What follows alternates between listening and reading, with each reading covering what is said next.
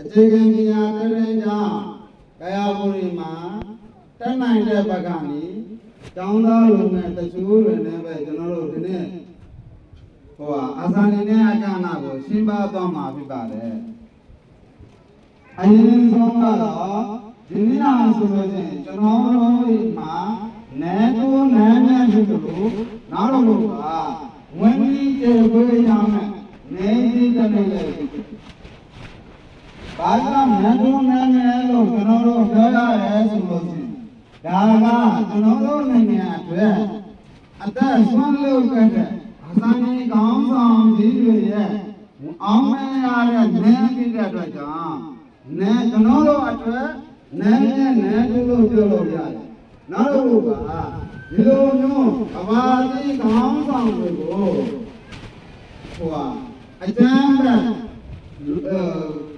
လုံးတန်တက်ပြခဲ့တဲ့ဘာမှမဆောင်အောင်အကြမ်းမိုင်းမဲ့တဲ့အင်္ဂလိပ်အလူတော်ကြီးတွေရဲ့လောက်တန်မောင်းတာကောင်းဆောင်တွေတက်ချမှုရတဲ့အတွက်ကျွန်တော်တို့မှာဒီနေ့ဟာဝင်နေရတာဖြစ်တယ်ကျွန်တော်တို့ဒီအာဏာနဲ့ခေါင်းဆောင်ကြီးတွေအတွက်ပဲကျွန်တော်တို့ဒီလိုမျိုးလွတ်လပ်တဲ့နိုင်ငံဖြစ်လာတာအင်္ဂလိပ်ရောက်ကနေမမြောက်တဲ့နိုင်ငံဒါမှမလွတ်လပ်တဲ့ကွာရှင်အာဏာရှင်တွေကဆက်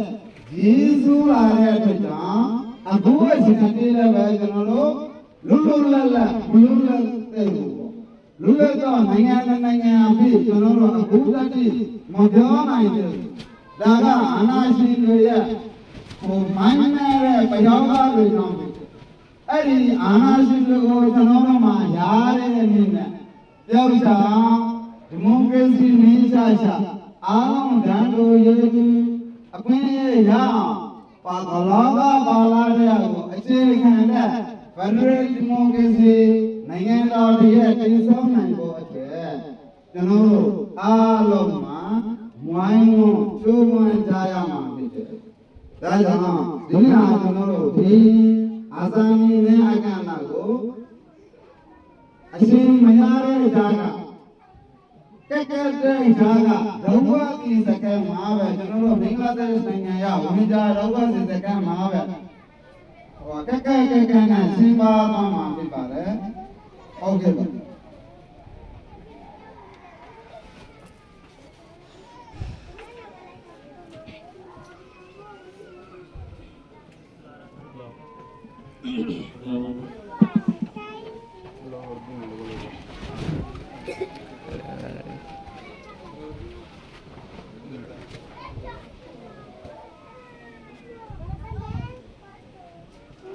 ကျေးဇူးပါပဲတော့အဂရိကောင်းဆောင်